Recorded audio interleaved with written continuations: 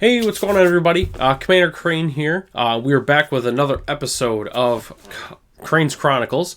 So today we're going to be talking about another one of my top 8s from my past, and this one in particular, I would say, is probably my favorite. I think I'm definitely going to like sharing this story with you.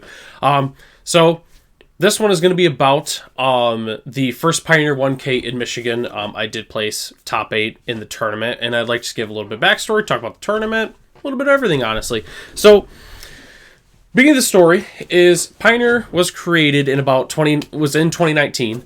There's a lot of brewing going around at the time, and me naturally being a deck brewer, it was really fun. I really like playing Pioneer, and I still love playing Pioneer. My favorite format by far. So I was doing a lot of brewing at the time along with my teammates, and there was a lot of different decks floating around. I mean, there was so many different decks. I mean, you never played against the same deck twice most of the time.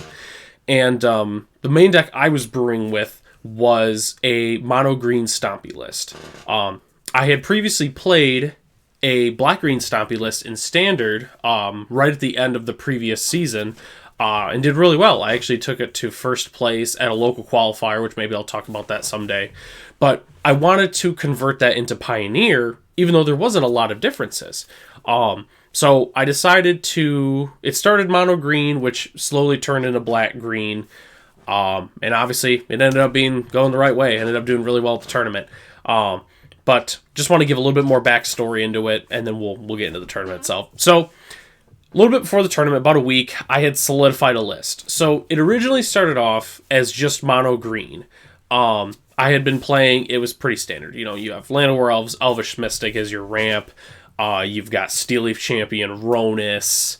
That was kind of the main part. The biggest thing was I wanted to go a little bit bigger than that, meaning I wanted to play some 4 and 5 drops. I also played Galta, which that's not really a 12 drop, but so I was playing Ripjaw Raptor in the 4 drop slot just because it's really good against aggressive decks, and a later theme I'll be discussing here in just a second.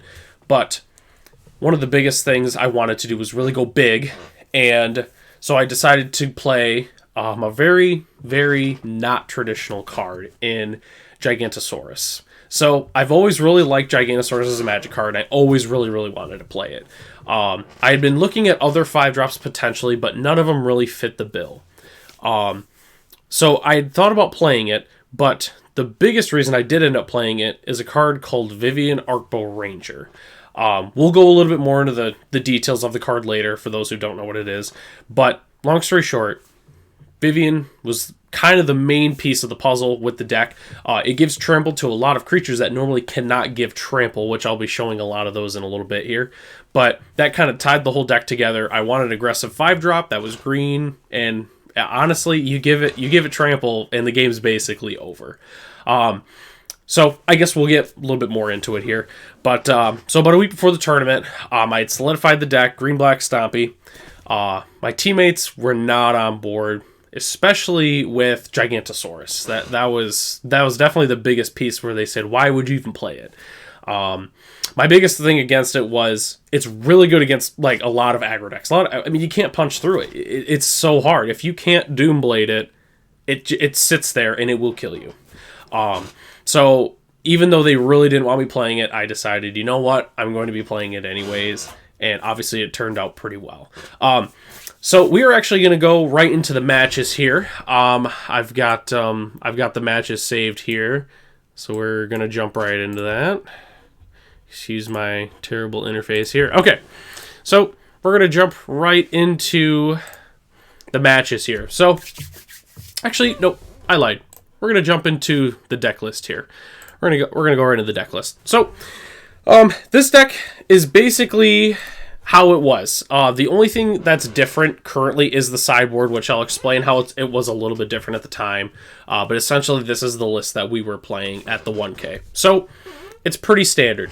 When you're playing a green deck, you need some dorks, obviously. So we got 4 Elvish Mystic, and we have 4 Land of War Elves with 2 Paradise Druid as ramp. So obviously, you want to be playing a turn 1 elf.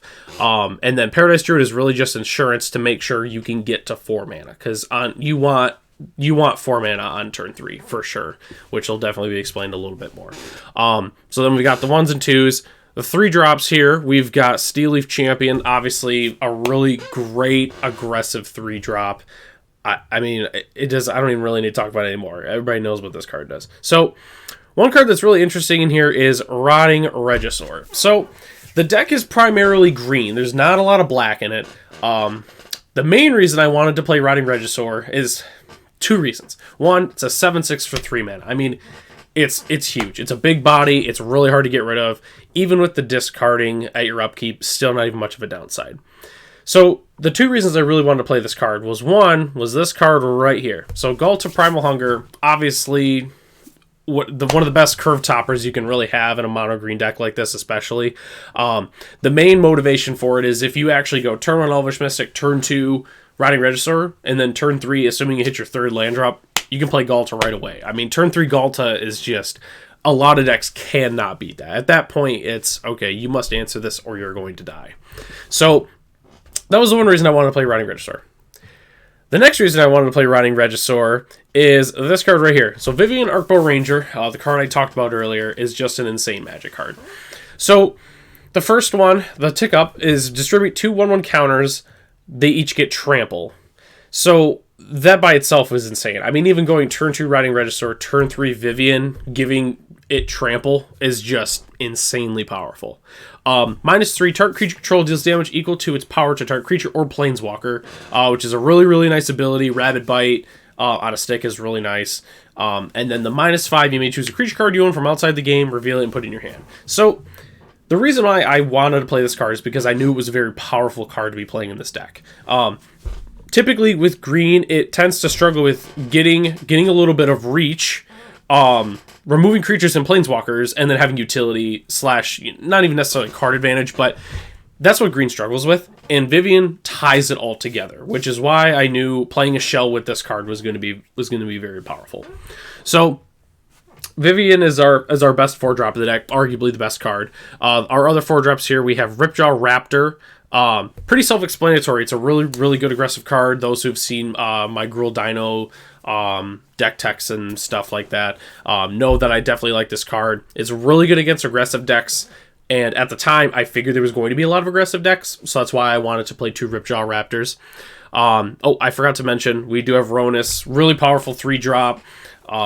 Pretty self-explanatory. I mean, you play this turn 2, turn 3, you're attacking with it most of the time. This card is just unbelievably good. And then our other 4-drop we have here is Questing Beast. So at first, I really did not want to play Questing Beast. I did not think the card was that powerful.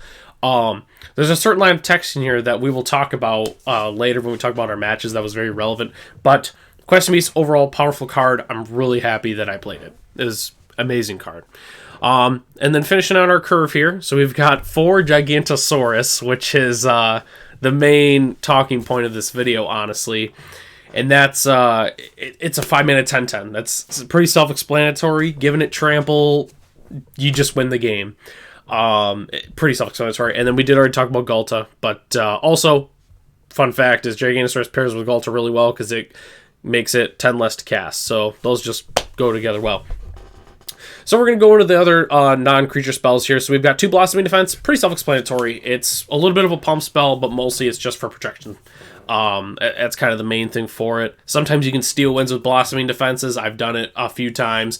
But overall, great card. And then we have Cartouche of Strength, which I like to call the mini Vivien. Even playing Steel Leaf Champion or Rotting Regisaur on turn 2 followed with a turn 3 Cartouche is very, very powerful. Overall, just a great card. I was really happy that I played it. Insanely good card. Then we're going to go to the lands here. We've got 12 forests, 2 Llanowar Ways, 4 Overgrown Tombs, and 4 Woodland Cemeteries. So the main thing is we don't want any basic swamps in here just because of our high devotion to green. So that's why we played 10 black and green sources here. You really only need 1, but that's why we only played 10, and no, we didn't want to play any swamps at all. So we go into the sideboard here. We've got 2 Assassin's Trophies, pretty self-explanatory. It removes anything. It doesn't matter what it is. So it's a really good sideboard card for a deck that normally you would think wouldn't be able to remove permanents very well. We got the one Carnage Tyrant, mostly for just with the Vivian Wish board. You never know what you're going to need. Carnage Tyrant, obviously, against like control decks and mid-range decks, it's a really great card to go grab from the sideboard. You got the one Galta, obviously just in case, you need to go big. Pretty common, honestly, to go turn 2, a very big 3-drop, turn 3 Vivian, turn 4 Wish for Galta. That was a really common thing I did quite a bit. We got the one Golgari Charm. It was mostly for 2 things. One, getting rid of Wilderness Reclamations, and the second reason, protecting against board wipes. I decided to play it over Heroic Intervention specifically because I wanted to be able to answer Wilderness Reclamation a little bit better. Then we got the one Pithing Needle. I mostly had a flex spot. I decided to play it just because of the fact that it kind of does a little bit of everything.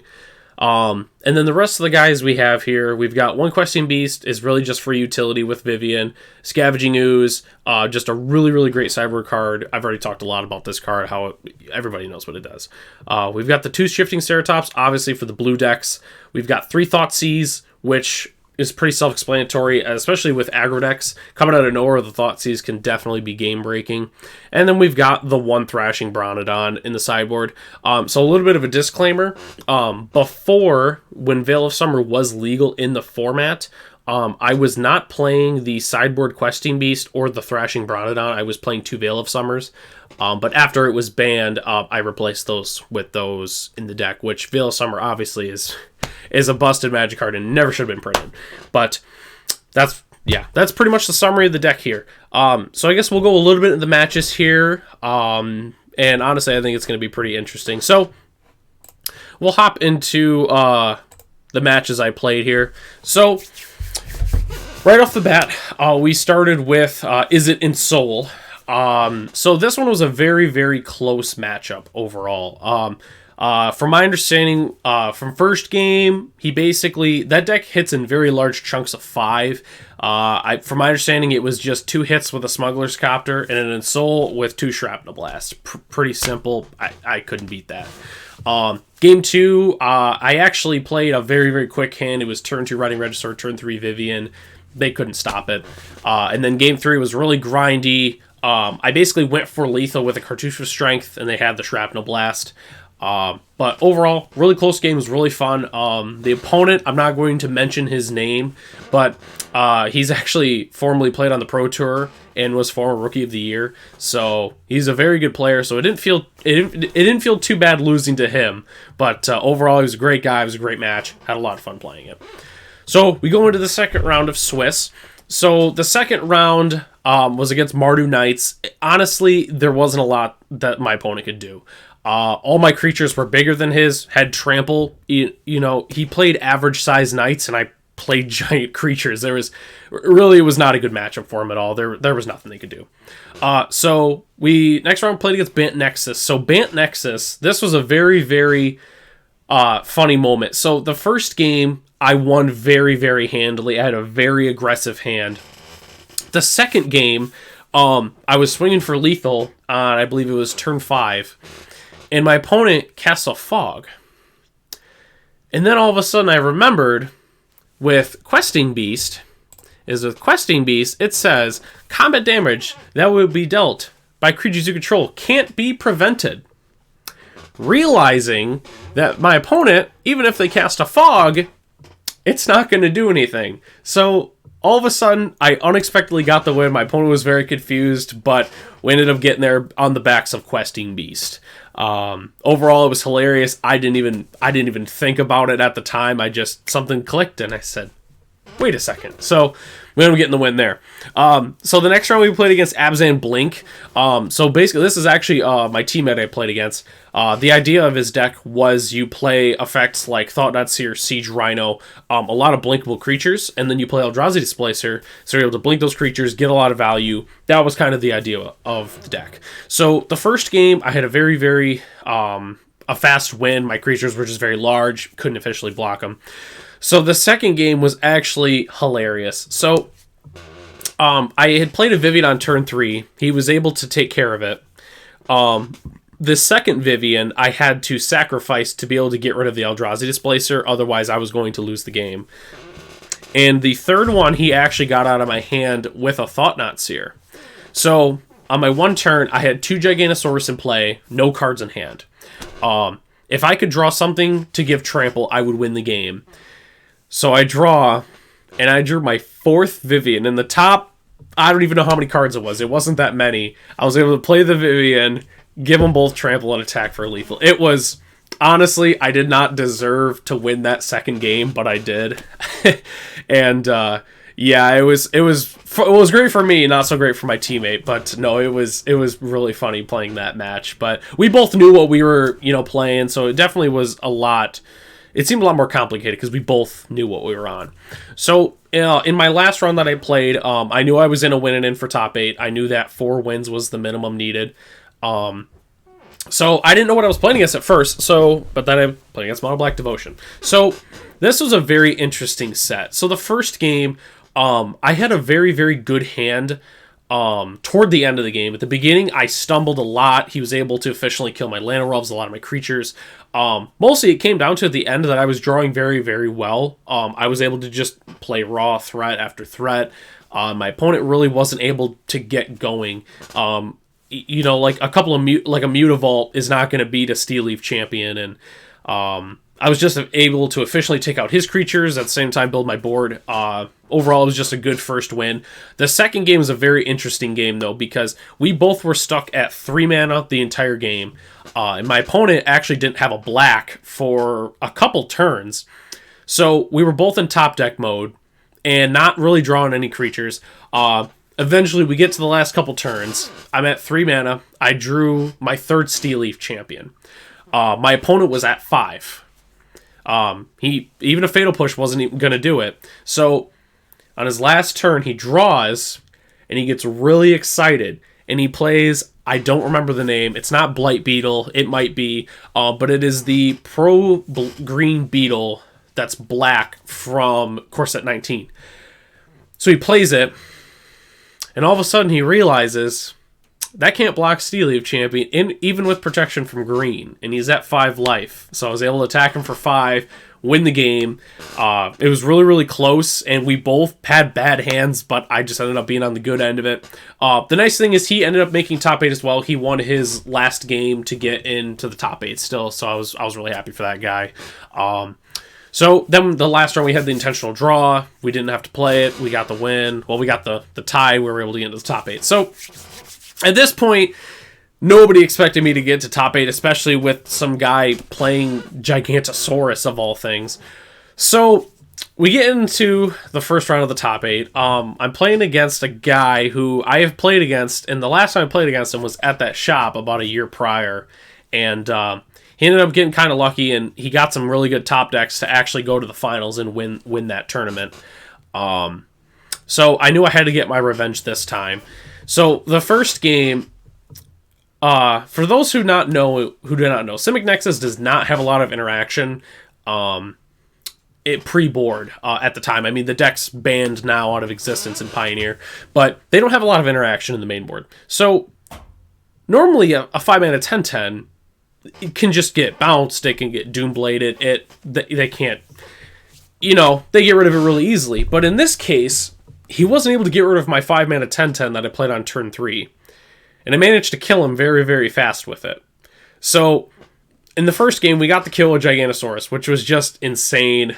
Definitely gave me some extra motivation going into these next games. The second game, he actually had a very timely Veil of Summer to stop my Assassin's Trophy on his Wilderness Reclamation. Ended up comboing the win. So the third game, I had to mulligan down to 6. My hand was very iffy. I believe it was Llanowelves, Blossoming Defense, Questing Beast lands. And I was on the play. I go turn 1 Llanowelf. I ended up drawing a Rotting Regisaur. So I ended up having a turn 2 play, the biggest creature I could possibly play, with a turn 3 Questing Beast. And unfortunately, he didn't have any Petty Theft from Brazen Borrower or anything. I believe he did have a Fog, but he was not able to Fog because of Questing Beast. So we were able to get the win in Game 3, which was insane. Overall, it was a great win. I kind of felt bad for him a little bit, but no. Anyways, we go on to the next round. So, unfortunately, We didn't get so lucky in this next one. Well, we did, but not as much as I'd like. So we actually played against the same opponent from earlier. And in the first game, I actually won with a mulligan to 4. Long story short, my opponent was stuck on 1 land. And I was able to play a turn 2 riding Regisaur. And I ended up drawing... He attacked me, and he left up 1 creature to block. And he was at 8 life. And if I drew a Vivian or a Cartouche of Strength, I could win the game. And I drew a Cartouche of Strength, fought his creature, attacked him for lethal. And that was amazing, winning on a mulligan to 4. I don't know if I've ever won on a mulligan to 4 before, but that was insane.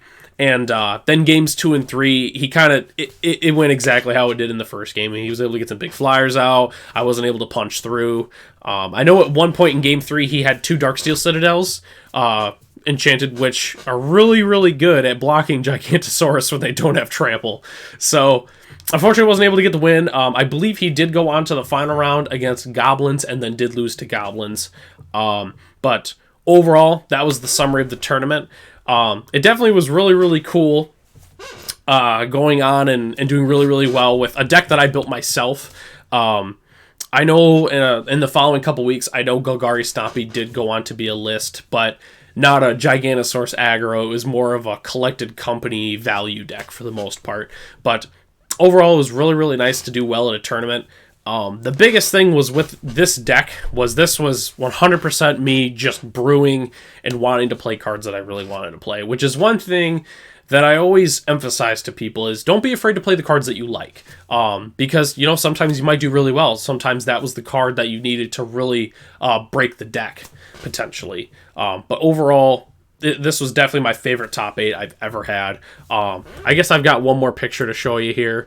So this was my original copy of my list that I wrote here. I'll zoom in on. Excuse my handwriting, but yep, this is the original list here. We did have the 2 Veil of Summers there. And then yeah, I called it Golgar Vivian at the time, which then now I consider it as Gigantosaurus aggro. But overall, though, this was definitely one of my favorite top 8s I've ever had. It was really cool, especially with Gigantosaurus. I mean, I don't know the history, but I'm willing to bet Gigantosaurus has probably never made another top 8 at a 1K or anything like that. I know that card's not even considered to be competitively viable in the least. But overall, though, it was a really, really fun tournament. I'll go and get back to full screen here. But funny enough, that was actually my last top 8 that I've had, just because going into 2020, we obviously all know what's going on right now. But overall, though, that was my favorite top 8 I've ever had. I really liked sharing the story with you. I feel like it was really interesting. I know not a lot of people knew the specifics of it, at least. But that was definitely a tournament I'll always remember. And yeah, it'll always be nice to share that story. But I appreciate everybody for joining me. As always, if you're not subscribed, please subscribe to me for more videos. I try and post at least 1 new video a week. For those who don't follow me on Twitch, it's twitch.tv/CommanderCrane. I will leave a link in the video. I will also leave a link for the deck list if you'd like to check it out for yourself. That's all I've got for you guys. I appreciate you for joining me, and I will see you on the next video.